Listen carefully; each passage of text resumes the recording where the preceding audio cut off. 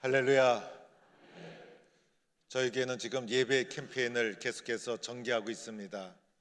10분 전에 일찍 오기, 앞자리부터 앉기, 그리고 기도와 찬양으로 준비하기, 이 모든 사역에 여러분께서 힘써 협력해 주시기를 바랍니다. 중학교 시절에 전도사님으로부터 설교를 듣는 중에 이런 설교를 듣게 되었습니다. 교인들 가운데는 두 종류의 교인이 있다는 것입니다. 하나는 교회를 왔다 갔다 하는 처치맨이 있고, 또 하나는 신실하게 예수를 믿는 믿음의 사람이 있다는 설교 말씀을 듣게 되었습니다. 당시 저는 교회 다니는 모든 분은 믿음이 좋은 분이라고 생각을 했습니다. 어린 마음에 그 설교를 듣고 나니 그 다음부터 성도들을 바라볼 때마다 저분은 처치맨인가, 저분은 믿음의 사람인가 살피면서 사람들을 살펴보았던 기억이 납니다. 우리 신앙인들이 잘못된 생각이 하나가 있습니다. 예수님의 제자가 되지 않고도 좋은 그리스도인이 될 수 있다는 생각인 것입니다. 예수님의 핵심 사역은 제자를 부르시고 제자를 훈련시키시고 제자를 만드는 것이었습니다. 예수님이 저와 여러분을 부른 것도 제자로 부르신 것입니다. 예수 믿는다는 것 자체가 나는 예수님의 제자입니다라는 고백이 그 속에 담겨 있는 것입니다. 예수님의 제자를 가리켜 초대교회 다른 사람들이 저 사람들은 그리스도인이라 불렀던 거예요. 그래서 그리스도인이라는 것은 예수님의 제자를 부르는 칭호였던 것이고, 제자가 되지 않고는 참된 그리스도인이 될 수가 없다는 것입니다. 예배 자리에 나온 저와 여러분, 나는 예수님의 제자다, 나는 예수님의 제자다, 이런 고백을 가지고 주님 앞에 살아가는 성도가 될 수 있기를 축원합니다.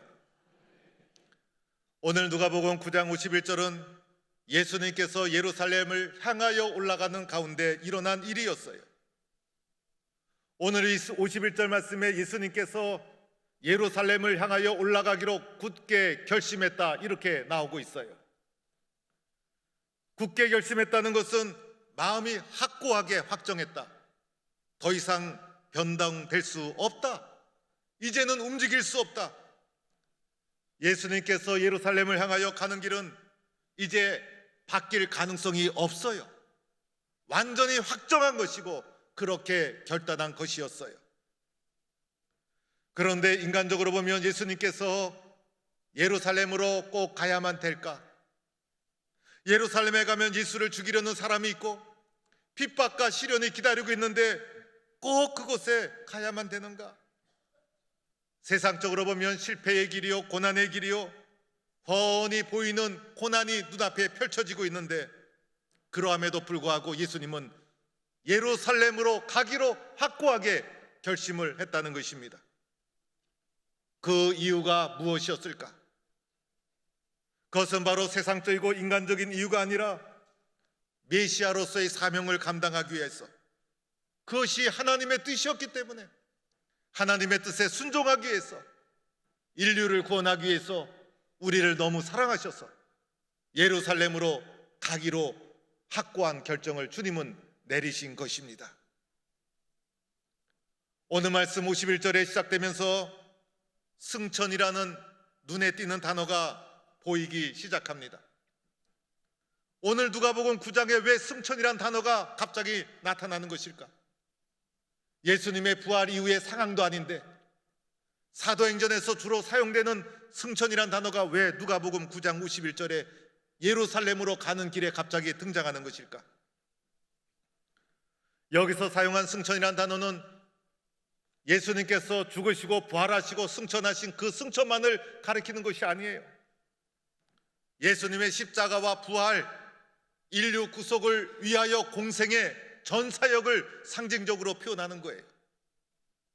승천하실 기약이 가까웠다는 것은 하늘의 뜻에 순종해서, 하나님의 뜻에 순종해서 예루살렘을 향하여 하나님이 원하시는 그 길을 확고하게 걸어가기 시작했다는 것을 말해 줍니다. 예수님께서 예루살렘을 향하여 걸어간 것, 자연인으로서 걸어간 것이 아니었어요. 예루살렘을 향하여 자신의 사명을 잘 감당하기 위해서 하나님의 뜻에 순종해서 그 길을 걸어가게 되는데, 오늘 말씀은 그 길을 걸어가는 과정 속에 일어난 사건이 나타나 있는 것입니다. 예루살렘을 향하여 가는 길에 도대체 어떤 사건이 일어났을까? 먼저는 사마리아 땅을 거쳐가게 됩니다. 사마리아의 한 마을에 들어가게 되는데, 제자들을 앞서 보내면서 예수님께서 사마리아 그 마을이 예수 나를 받아줄 것을 요청하게 됩니다. 그런데 사마리아 사람들이 예루살렘을 향하여 올라가는 예수님을 받아들이지 않아요. 배척하고 예수님을 거부하게 됩니다. 왜 그랬을까? 이유는 한 가지였어요. 예루살렘을 향하여 가고 있기 때문이었어요. 당시의 예루살렘과 사마리아는 적대적인 관계였어요. 기원전 721년 아수리에 의해서 사마리아가 멸망을 당하면서 아수리의 인구 통합 정책에 의해서 피가 섞이게 되고, 율법의 눈으로 바라봤던 예루살렘은 사마리아를 배타적으로 적대적 감정을 가지고 대하지 않습니다. 사마리아 땅을 밟지도 않고 상종하지도 않습니다.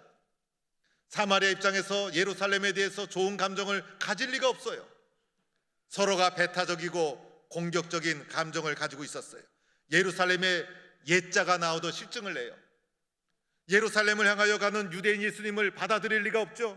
그래서 예수님을 거부하고 배척하게 되었다는 것입니다. 예수님은 하늘의 뜻에 순종해서 고난이 기다리고 있음에도 불구하고 예루살렘을 향하여 걸어가고 있는데, 사마리아는 이 땅의 감정을 가지고 예수님의 가는 길을 가로막는 결과를 초래하고 맙니다. 야고보와 요한이 이것을 보고 주여 우리가 불을 명하여 하늘로부터 내려 저들을 멸하라 하기를 원하시나이까? 야고보와 요한이 붕괴합니다. 그래서 예수를 배척하는 그 사마리아를 보면서 붕괴를 하면서 야고보와 요한이 주님, 하늘에서 불을 내려서 저들을 멸하시는 것이 어떠합니까? 예수님이 가는 길을 가로막는 사마리아는 불을 내려 멸망시키는 것이 마땅하다, 이렇게 야고보와 요한이 흥분하고 있었던 것입니다. 요한은 사랑의 사도로 알려져 있죠. 그런데 오늘 말씀은 보니 사랑은커녕 얼마나 과격한지 불을 내려서 사마리아를 멸망시키는 것이 마땅하다는 격분하는 요한의 모습. 이런 요한임에도 불구하고 십자가의 사랑으로 요한의 성품을 가다듬어 마침내는 사랑의 사도로 요한을 우리 주님은 사용해 주십니다. 그러자 예수님이 돌아보시고 그 말씀에 동의하지 않고 꾸짖죠. 그 말씀을 거부하는 거예요. 그 말씀을 받아들이지 않고 동의하지 않습니다. 예수님을 향한 충성된 마음은 이해할 수 있지만은 분노와 적대와 공격은 주님이 원하시는 길이 아니요, 오늘 주님이 가는 길은 예루살렘을 향하여 후속사적인 사명을 가지고 가는데, 공격과 배척과 분노는 주님이 원하시는 길이 아니었기 때문에 주님은 그것을 꾸짖고 배척하고 받아들이지 않습니다. 주님이 가는 그 길은 공격과 배척보다도 좀 더 넓은 관용과 이해와 인내와 사랑, 그것이 예루살렘을 향하여 가는 주님의 길이고 제자가 가져야 될, 걸어가야 될 길이라는 것을 보여주고 있는 것입니다. 이 땅에 세상의 욕심과 감정으로 주의 길을 가로막는 자가 아니라 하늘의 뜻에 순종할 수 있는 관용과 사랑과 이해가 필요함을 우리에게 말해주고 있는 것입니다. 길 가는 중에 또한 어떤 사람이 예수님께 나타나 주여 어디로 가든지 나는 따르리이다, 기가 막힌 고백을 합니다. 대단한 결단입니다. 아마 이 사람은 예수님께 은혜를 받았을 거예요. 그러다가 길에서 예수님을 만나자 너무 기뻐서 예수님 어디로 가든지 저는 주님을 따르겠습니다라는 결단의 고백을 주님 앞에 합니다. 그러자 예수님이 여우도 굴이 있고 공중의 새도 집이 있으되 인자는 머리 둘 곳이 없도다. 유명한 말씀이죠. 이 말씀은 예수를 따르는 길은 그리 좋은 길이 아니다.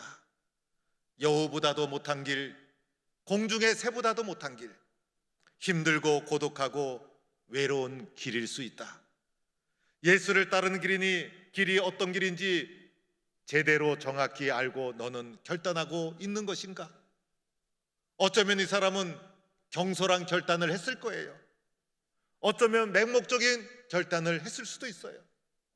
예수를 따르는 길이 세상에 성공이 보장됐다고 생각했을 수도 있어요.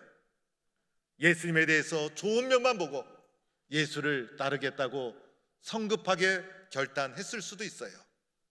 성급한 결단은 쉽게 꺼지게 되고 이 결단은 결국 실패로 이어지게 됩니다. 마치 양은 냄비가 쉽게 끓고 쉽게 식듯이 오늘 이 사람의 결단은 너무나 쉬운 결단이었어요. 이후에 이 사람은 예수님을 따르지 못했을 거예요. 예수님을 따르겠다는 결단의 과정이 본문에 나오지 않아요. 이 과정을 통해 주님은 우리에게 말씀해 주고 있는 것입니다. 좀 더 신중하게, 깊이 있게, 진정성 있게, 예수를 따르는 길은 인생이 걸리고 생명이 걸린 문제다. 결단을 신중하게 해라. 진지하게 해라. 진정성 있게 되돌릴 수 없는 사건이다. 그래서 예수님을 따르는 길은 가볍게 결단해서는 안 되는 것이다. 너의 신앙의 전 고백을 담아 신중하게 내려야 될 고백임을 우리에게 말해주고 있는 것입니다. 또한 예수님은 길을 가는 중에 어떤 사람을 보고 나를 따르라. 그러자 이 사람이 나로 먼저 가서 내 아버지를 장사하게 허락하소서. 그러자 예수님이 죽은 자들로 자기의 죽은 자들을 장사하게 하고 너는 가서 하나님의 나라를 전파하라. 이렇게 말씀합니다. 오늘 예수님의 말씀은 아버지 장례를 하지 말라는 말이 아닐 거예요. 예수님이 나를 따르라 할 때 이 사람의 아버지가 죽은 것도 아니었어요. 아버지의 장례가 있었더라면 오늘 이 사람이 이 자리에 있지 못했을 거예요. 여기서 먼저 주목해야 될 단어는 먼저라는 단어. 먼저라는 단어. 이 사람의 삶의 우선순위가 무엇이었는가? 예수님에게는 하나님의 뜻이고 하나님 나라를 전파하는 것임에도 불구하고 예수님의 부름을 받은 이 사람의 우선순위는 세상과 가족의 일이었어요. 하나님 나라 일보다 더 중요한 긴급한 일이 어디에 있을까? 이 사람에게는 예수를 따르는 것이 우선순위가 되지 못했어요. 예수를 따르는 것은 더 이상 미룰 수 없는 우리의 삶에 가장 우선되는 가치가 되어야 한다. 하나님 나라를 때를 얻든지 못 얻든지 전파하는 것, 이것이 더 긴급하고 소중한 우선순위라는 것을 우리에게 말씀해주고 있는 것입니다. 나의 우선순위가 무엇인가? 내 인생에 가장 소중한 것이 무엇인가? 또한 길을 가다가 어떤 사람이 예수님께 다가와서 주여 내가 주를 따르겠나이다마는 나로 먼저 가서 내 가족과 작별하게 허락하소서. 그러자 예수님이 손에 쟁기를 잡고 뒤를 돌아보는 자는 하나님 나라에 합당하지 아니하니라. 밭을 갈기 위해서 쟁기를 잡고 소를 앞세워 몰아간다면 앞을 바라봐야 밭을 제대로 갈 수가 있는데 쟁기를 잡고 자꾸 뒤를 돌아보면 밭을 제대로 갈 수가 없는 것입니다. 예수를 믿기로 작정을 했으면 앞에 계신 예수님만 바라보고 전진해야 함에도 불구하고 자꾸 세상의 뒤를 바라보게 되면 믿음의 길을 제대로 걸어갈 수 없다는 것입니다. 여기서 중요한 단어 먼저, 너의 삶의 먼저가 무엇인가? 우선순위가 무엇인가? 우선순위가 예수가 되지 않고는 오늘 예수님은 하늘의 뜻에 순종해서 예루살렘을 향하여 가고 있는데 예수를 따르는 제자가 될 수가 없다. 내 삶의 우선순위가 무엇인가? 긴박함과 단호함을 가지고 우선순위가 예수가 되어야 함을 우리에게 말해주고 있는 것입니다. 사랑하는 성도 여러분, 오늘 예수님은 하나님의 뜻에 순종해서 예루살렘을 향하여 걸어갑니다. 확고하게 뜻을 세웠어요. 흔들림 없이 이 길을 걸어갈 것입니다. 바위처럼 변동이 없을 거예요. 예루살렘을 향하여 나아가는 예수님, 우리들에게 해주시는 말씀이 있어요. 우리들에게 하시는 말씀이 있어요. 그것은 나를 따르라라는 말씀이에요. 너희는 나를 따르라. 나를 따라오너라. 내가 하나님의 말씀에 순종해서 구속사적인 사명을 가지고 예루살렘을 향하여 나아가는데 너희는 나를 따르라. 제자는 스승을 따르는 자예요. 여러분에게 예수는 누구입니까? 너희는 나를 따르라. 예수님이 저와 여러분을 부르고 있는 것입니다. 예수님이 가시는 길, 그 길을 따라가는 것 우리의 삶의 최우선이어야 합니다. 즉시 결단하고 순종해야 합니다. 미룰 수 없는 긴급한 일입니다. 세상의 그 어떤 길과 타협할 수 없는 단호한 길입니다. 이 길을 순종하여 걸어가는 성도가 될 수 있기를 축원합니다. 지난주에 포항에는 몇 분 목사님이랑 태국 치앙마이로 선교 탐방을 다녀왔습니다. 태국은 1828년 복음이 전파돼서 올해로 191년, 우리나라 복음 역사는 124년, 우리나라보다 57년, 약 60년 앞서 복음이 전파된 것이 태국 기독교회. 그런데 태국은 95% 이상이 불교를 믿는 불교 국가, 단 2%가 기독교인, 그것도 근래 30년의 선교 역사의 결과이고 거의 150년 동안은 선교의 열매가 거의 맺혀지지 않았던 땅이 바로 태국 땅. 그런데 감사한 것은 이슬람이나 공산권과는 달리 선교의 자유가 허락되었다는 것이 태국 선교의 감사한 내용이 되는 것이에요. 태국의 수도는 여러분이 잘 알고 있다시피 방콕. 그래서 휴가 때 어디 갑니까? 그러면 방콕. 방에 콕 박혀 있다고 해서 방콕 갑니다, 이렇게 얘기하기도 합니다. 방콕에서 북쪽에 제2의 도시 치앙마이가 있어요. 치앙마이에 복음을 전한 사람은 태국의 복음이 최초로 정해진 이후 40년이 지난 1863년경에 맥길버리라는 선교사입니다. 미 장로교 선교사 맥길버리, 방콕에 왔다가 저 북쪽에 복음을 듣지 못한 도시가 있다는 말을 듣고 코끼리를 타고 짐을 싣고 한 달에 걸쳐서 여행을 하면서 치앙마이에 갑니다.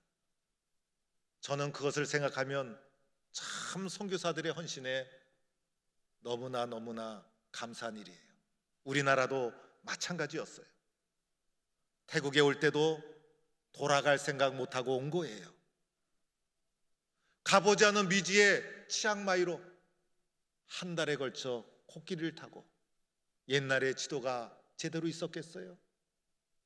돌아올 생각하지 않고 하나님의 복음을 전하기 위해서 간 거예요. 맥길버리의 아내는 간호사, 장인은 의사. 그래서 미국에서 많은 약품을 가져왔어요. 많은 사람들을 고쳐줍니다. 맥길버리가 태국 의료 발전에 크게 기여한 사람으로 역사에 남게 됩니다. 많은 사람들이 몰려듭니다. 그러면서 복음을 전해서 4명을 세례주게 됩니다. 맥길버리에게 사람이 많이 몰리자 치앙마이에 있는 왕이 탄압을 하기 시작하면서 사람들이 떠나가고, 세례받은 4명 중에 2명이 믿음을 포기하고 떠나갑니다. 박해가 심해지면서 남은 2명 세례교인 중에 1명이 예수를 떠나고 배교를 합니다. 남은 한 사람이 끝까지 예수 믿을 것을 고백하다가 순교하게 됩니다. 떠나간 후손의 역사적 자취를 찾을 수가 없어요.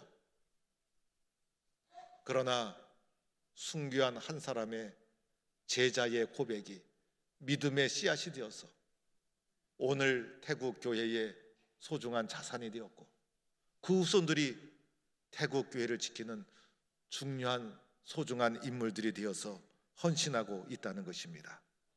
한 사람의 제자가 세상을 변화시키는 것입니다. 사랑하는 성도 여러분, 예수 믿는 것은 취미생활 팬클럽 활동이 아니라는 거예요. 인생이 걸린 문제고 생명이 결정짓는 일이에요. 예수님이 가장 싫어하는 것, 미지근한 신앙, 구경하는 신앙. 그래서 우리는 주님을 믿되 구경하는 것이 아니라, 팬으로 바라보는 것이 아니라 남김없이 후회 없이 주님을 따라가고 헌신해야 합니다. 열심으로 열정을 가지고 뜨거운 마음으로 제자의 길을 걸어가야 합니다. 예수님을 따라가는 것이 내 삶의 최우선이 되어야 합니다. 이것이 제자의 길이고 주님이 원하시는 길입니다. 한마디로 말하면 예수님 한 분만으로 만족하고 예수님께 미쳐야 합니다.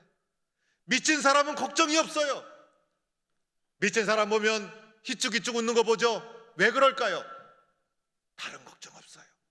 다른 것 보이지 않아요. 예수를 믿으면서도 두려움과 불안으로부터 벗어나지 못하는 이유가 무엇일까? 예수님께 미치지 못해서입니다. 오늘 주님은 우리를 제자로 부르고 있는데, 주님은 우리를 제자로 부르고 있는데 혼탁한 이 세상에서 멀쩡한 정신을 가지고 제자의 길을 걸어갈 수 있을까?